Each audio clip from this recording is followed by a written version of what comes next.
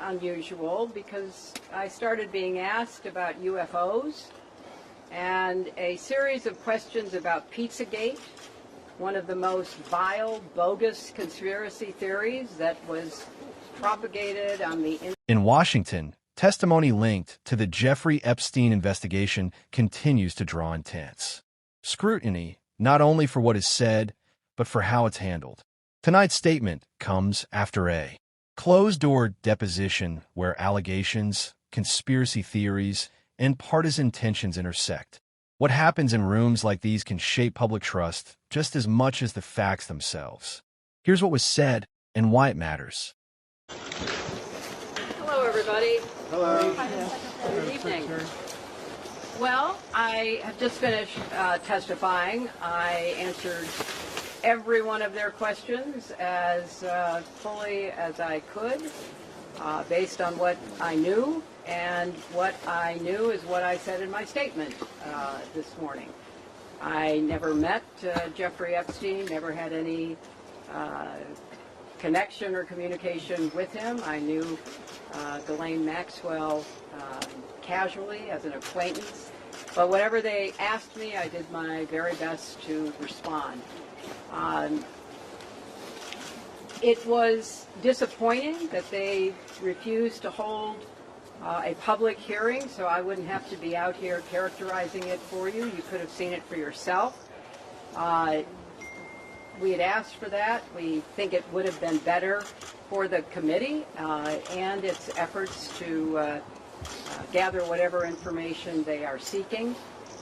We had a bit of a challenge in the beginning because we had agreed upon rules based on the fact it was going to be a closed hearing at their demand, and one of the members violated that rule, which was very upsetting because it suggested that they might violate other of our agreements. So we had to cease the hearing for a period of time until we could get assurances that no rules would be broken going forward, and we returned to answer questions repetitively, literally over and over again. I don't know how many times I had to say I did not know Jeffrey Epstein.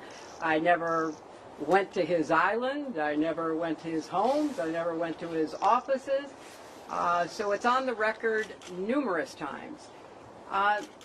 It then got, at the end, quite unusual because I started being asked about UFOs and a series of questions about Pizzagate, one of the most vile, bogus conspiracy theories that was propagated on the internet. This is where the deposition appears to shift from direct inquiry into something broader and more political. References to UFOs and Pizzagate, a widely debunked conspiracy theory that falsely alleged a child trafficking ring tied to political figures, introduce a different dimension to the hearing. In congressional investigations, members have wide latitude in questioning, but the relevance of those lines of inquiry can shape public perception. Were these questions meant to test credibility, to provoke reaction, or to signal something to a broader audience? And when conspiracy narratives enter official proceedings, does that clarify the record or complicate it?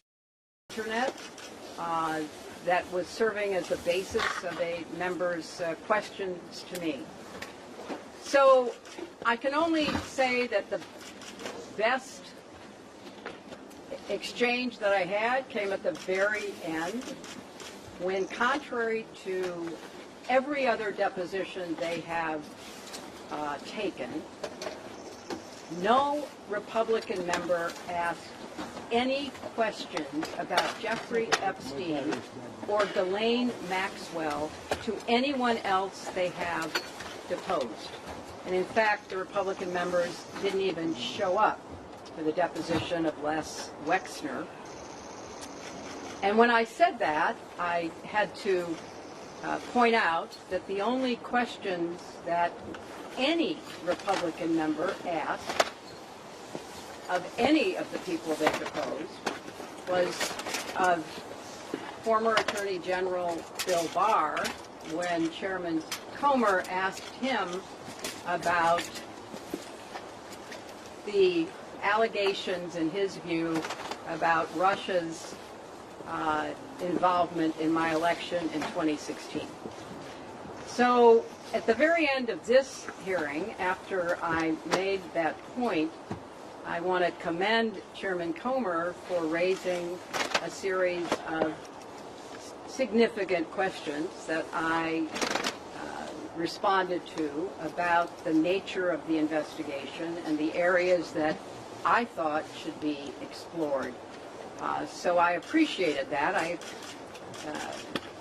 want to see the truth come out. So that was a reassuring way to end a very long, repetitive deposition. What we've heard is more than a denial of association.